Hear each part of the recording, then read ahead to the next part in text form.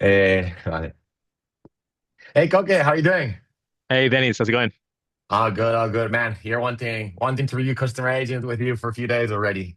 Yeah, I'm looking forward to these because, as you know, Customer Agent has changed so much. We have so many settings that we can go through that you can give it the right instructions, so it performs better than if you use the normal by default Customer Agent, right? I totally agree. There's loads of new product updates, and I think it's good if you and I review them together. We're able to exchange, where we see some benefits, some new use cases from the new updates, and hopefully people can learn from this video. Do you think that's a nice plan?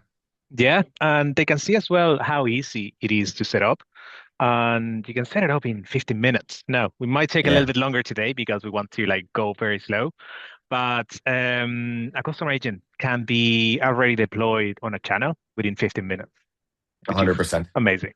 It is, yeah. Okay, cool. So wanting to share screen and we review them together. Perfect. Go ahead. Okay, so I'm going to share screen. We're just going to go step by step to make it easy, kind of through all the tabs. As always, Pilot Customer Agent is inside Service Hub. However, it is available for all the pro level hubs. So no need to have Service Hub Pro at the moment. You can make the most out of it for maybe qualifying leads, for let's say providing information to your prospects. However, we're going to focus a lot today on how you can use it for scale your support teams as well. Yeah.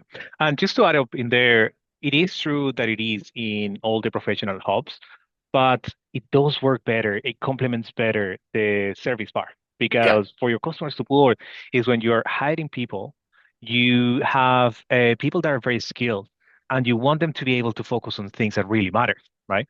And a lot of the time, it happens often that they receive many inquiries that are FAQ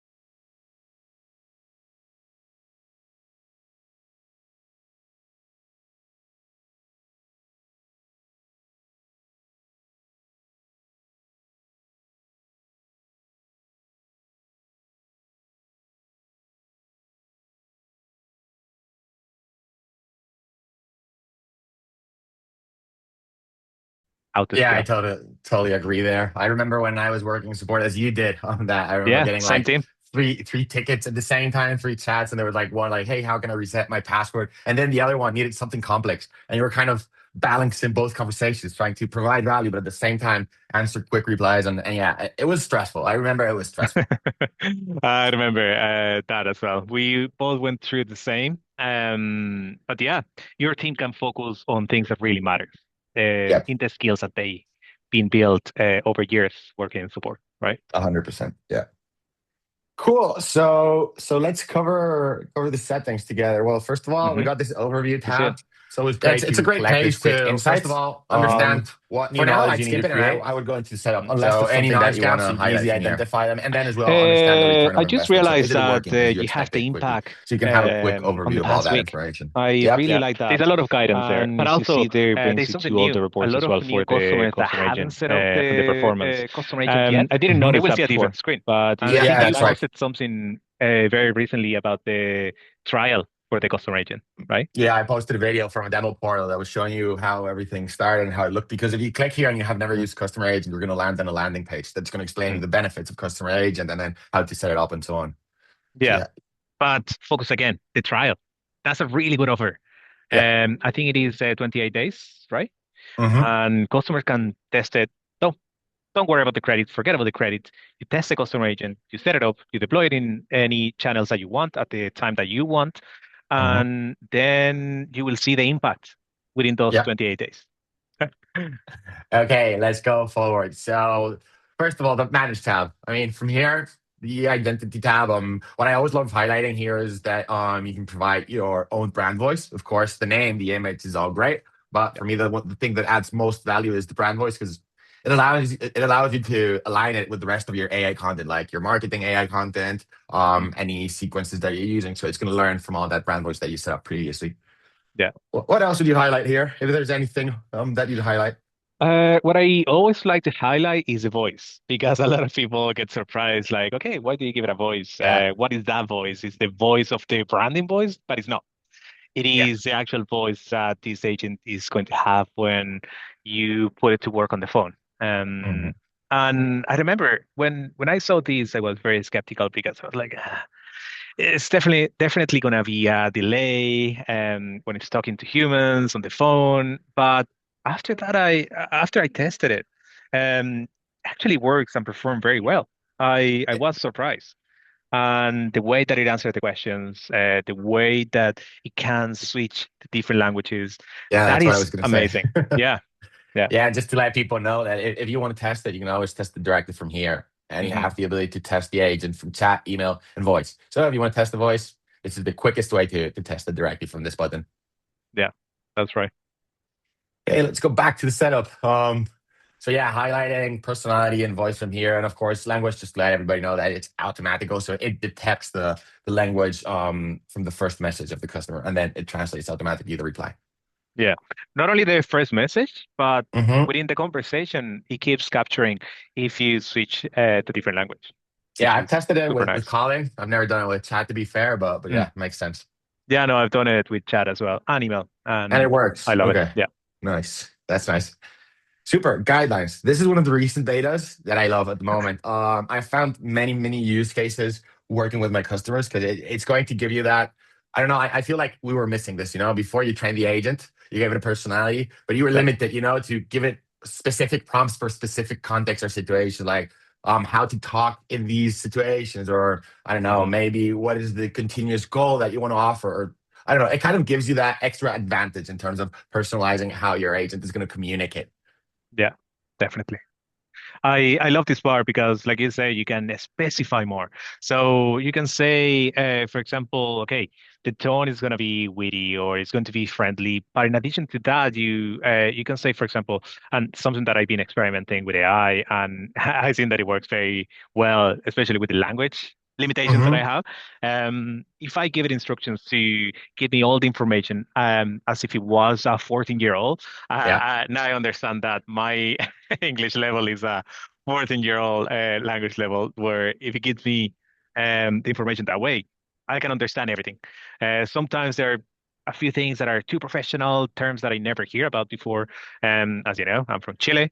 Yeah. Um, I only learned English a few years ago, but I think that that is a very clear way of communication, right? But then you went the extra mile there. I can see solution oriented, so it focus on understanding the challenge of the customer, the pain, and focus on giving the solution to that pain, right? Yeah, and Um, I sorry, was go going to ahead. say, just to add what you're saying about kind of keeping language simple, that's a great use case. Let's say you have a technical product. Hmm. Let's say people have questions about how can I solve this specific procedure. If Mm, the agent gives an answer like very simple, everybody's going to understand. So that's kind of a nice use case where you can get some extra benefit from this section. If you're offering technical solutions, kind of simplifying those answers to the agent. So yeah, that's a great one you mm. highlighted. Yeah. And that part of the avoid slang, emojis, or humors, that can also be super aligned with your branding. Hmm. So yeah, if you sell something kind of like a corporate solution, you don't want it to be sending emojis or Yeah. anything like that. But again, on the other hand, if you are selling something completely different, then you need to have that friendly communication. You can set it up. It's easy. Yeah, there you go. There you go. So yeah, that would be kind of the tone box. If we continue down, there's a few other boxes. I've been surprised, by the way, by the amount of boxes we got here. And Hmm. if you don't know where to start, there's always some templates. So they allow you Yeah. to kind of make this process quicker in terms of setting it up.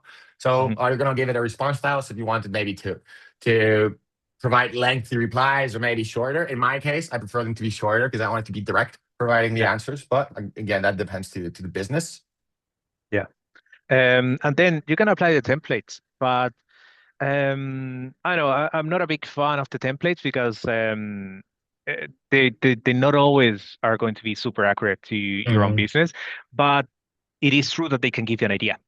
But they can give you an idea. You can customize it a little bit, and even then, if you want to optimize it, then you have the optimize button on the right. Yeah. Yeah, that can make it even better. Yeah, there you go. And one thing that I even suggested to the customer, he was like, "Oh, I don't know where to start. Like, what's the best response to that?" I was like, "Look, why don't you check your best tickets that were closed? I don't know in the previous month, and then Mm, just extract those conversations and maybe parse it through Beast Assistant by yeah, copy pasting the info and asking Breeze Assistant to give you the response. That kind of go one extra mile there, and it resulted in a good end result. yeah, and you can see as well how the other HubSpot tools can complement what you already have. So Yeah. you have the assistant there that can help you daily Hmm. to other tasks. And the good thing is all the information is already there. So you have the context in HubSpot. You don't need to gather all those tickets, export Hmm. them, put them in ChatGPT, Claude, or Gemini, and make them analyze it, right? You can do it all directly in the Braze system. So you have Nice. your team in a unified platform that it has the context already of everything you've done about your contacts, the way that you work, and it can help you miles with the everyday job. Yeah, it makes it much easier having everything inside. Hmm. Cool. So we got response style. Regarding scripted responses, not sure how you're using this, but again, gives you a lot of extra control, Mm, especially like what sentences you wanted to use. One that I love is this one for upset customers. How to kind of reply to upset customers. AI yeah. sometimes tends to be like very friendly and very happy. So now at least you can make it align more with how you Yeah. want it to behave in those specific situations. Yeah, but also like one part the policies. If you're in the industry that is aligned to legal and stuff, you have Yeah. to be very careful with what you say and what you don't say. So here it gives you the option to Hmm. perform the best way possible based on the industry You're talking that you're about on. guardrails. The guardrails, but if you look at Oh, the apply template mhm. and if you scroll a little Okay, bit down, policies. yeah, Yeah. exactly. The two as policies. Okay, so you can add Mhm. kind of the policies of how Yeah, to proceed in a specific process. yeah, Cool. Yeah, that's something that I tend to add in guardrails. The other day I was working with a company that works in the financial industry, like with investments and so on, mm. and we recommended the customer like add that into the policy, like do not recommend investments because and he was very happy because you That's don't what we want sell. yeah, Yeah. there you go. you, but you don't want to recommend anything, let's say, invented. So this is a Yeah. great place as well, to add it either into policies or at least into guardrails. Hmm. So here, as you can see, I have some more examples in terms of guardrails. You want your agent to maybe qualify leads, but maybe you don't want it to provide pricing because you maybe have a flexible B2B Mm. pricing that depending on the volume of your customer, you want to provide one pricing or another. So these are Yeah. some guardrails as well that you can put in here. Yeah. But the other thing, and I have to highlight about what you said about never invent pricing, that's never going to happen because the customer agent is going to be working on the context and Yeah. the knowledge that you give it. So if he asks, let's say, for example, what's the number of employees to the Yeah. customer, and then he has a pricing document where depending on the number of employees, it provides pricing, Mhm. and give it a more adapted pricing, is that what you're suggesting? Oh yeah, yeah, no, I was saying that it wouldn't invent pricing, but now I know where you're Okay. going to. Like, if you already gave it the pricing in like some kind of like documentation, that if Yeah. someone asks them to do some calculation, it doesn't give them the pricing. They need to Yeah, talk of to Rep course. anyway. Yeah, there you go. Talk to the rep, but I was just Yeah, trying to kind of automate that last step, but I yeah, would always recommend the rep there. I thought you were going for that way. And then just to I love this custom one. mm, Kind of gives the agent extra context in this case. Like yeah, I'm giving it the context of who you are, like you're focusing on B2B SaaS, what I want you to do and how to proceed. So I really yeah, do love this custom tab because anything that didn't fit in the previous boxes, you can yeah, always add it here. So it gives you that extra flexibility in terms of how to customize it. exactly. That's where you can go wild. Yeah. Any use cases you've tested here? No, not really. I have customers that they sparks a lot of ideas when they take a look at this, but we never jump into like anything super Hmm. specific. It's mostly on focusing on the value really. But these does give them ideas on how they're gonna work when they move on to Nice. HubSpot. Yeah. Nice. Well, a great place to start when I offered a customer was like screenshot the whole page if you don't know where to start. Ask your Yeah, ChatGPT or your Gemini that you use daily what to put there, yeah. and it will give you good recommendations at least to start. Hmm. Nice. So that would be in terms of guidelines, what I wanted to highlight because it's a pretty new feature. I know in terms of content sources, CRM data, what would you like to highlight here? Because I know people are already aware of this part, what you can give it in terms of training information. So got your files, Uh, URLs, HubSpot. yeah, my always recommendation there for customers and prospects is give it the information that you wanted to know, but forget about everything else because some people go wild and they want to just give it all the information. I wanted to know Yeah. everything about my company, but then you're like, okay, do you think this is going to be answering questions about like the organization?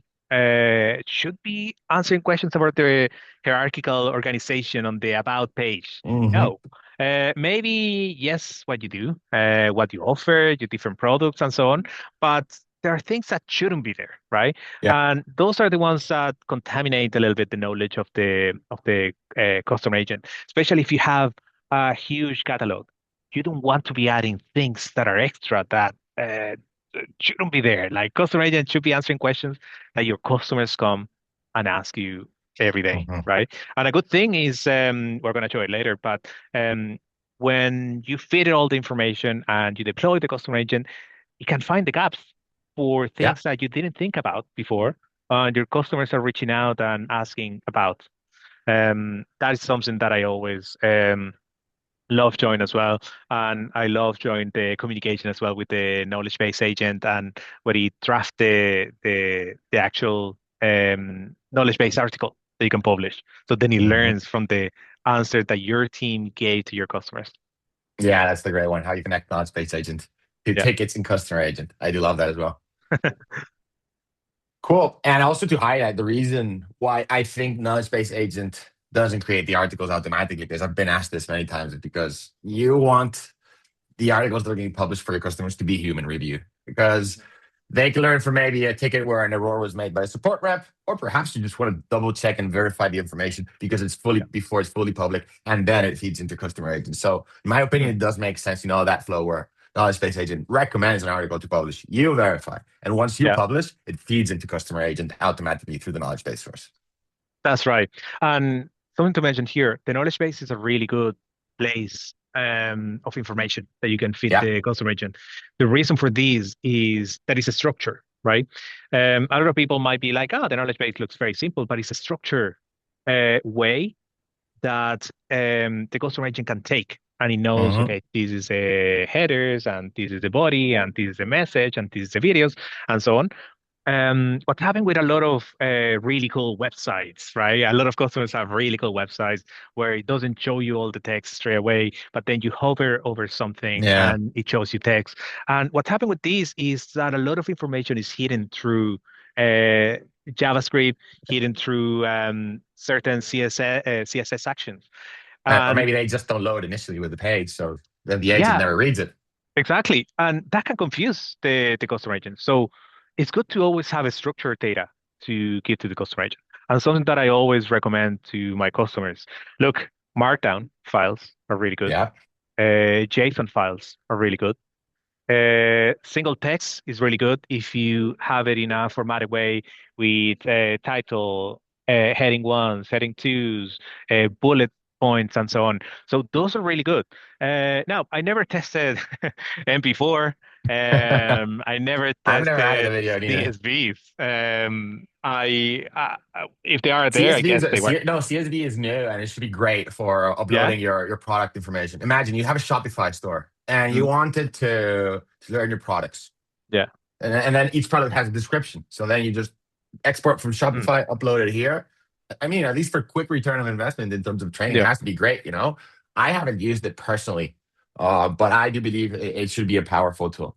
I think that's what I'm going to do next. I'm going to do a test on how CSV actually works because I did test JSON, I did Hmm. test Markdown, even XML. I created some assistants that can scan a website and give me all the information in an XML or all the information in a JSON or a Markdown, and it Hmm. works very well. Something that I've been testing is, for example, the HubSpot product page. Um, and it's a long, long, long page. And this is one of the examples of one of the pages that when you hover over Yeah. the reporting part, for example, only then it gives you the information about like, I don't know, how many custom reports are Hmm. included in Data Hub Professional compared to all the other professional hubs. And I had to wrap my head around to probably come up with something that analyzes that website, gives me the structure in a markdown without missing any of the information that is hidden through JavaScript or CSS. And after I tested it, it works perfectly. So that's why that recommendation as well. Yeah. You need to do that extra work with those types of websites. Yeah. Yeah, I mean, it's normal. It used to happen before when you were looking or scraping HTML. So now it's going to happen with the agents as well. So it's totally Before when I normal. used to scrape HTML on pages. Yeah. Yeah. Okay. By the way, Kogi, how are you doing in time? You want to split this? We I keep it think we like this? can. I think it would be good to split it into. Again, this takes 15 minutes to set up, but we're going very slowly. We're going to go and cover every single part, every single recommendation and best practices that we normally provide to customers. So that's why we've been taking longer. So we're going to split this in two sessions. In the next session, we probably are going to continue with the CRM data and everything going down, plus the performance plus workflows because Channels, how to do the handoff, how to connect. yeah, Maybe it turns into three sessions depending on the complexity. yeah. And the other part is the workflows, the new functionality that directly from a workflow in HubSpot, you can assign the customer agent Yeah. to a ticket or to a contact through a conversation. I think that part is amazing because you We could can be even very you can segment it very well. Yeah, we could even create how we could even show how we build one of those workflows, in the We next will. session. And we can We'll show go that step to step. touch base into reply recommendations, which by the way, do not use credits, but use all the No strength from credit customer agent use. just and yeah, there you go in red. I So love yeah, that. I think that's a nice plan. Okay. Yeah, Cool. So nice video today. Let's connect whenever you have some time to do the next video and share all this information with our customers. perfect. Lovely session, Dennis. Super. Have a nice day. Okay. Bye bye. But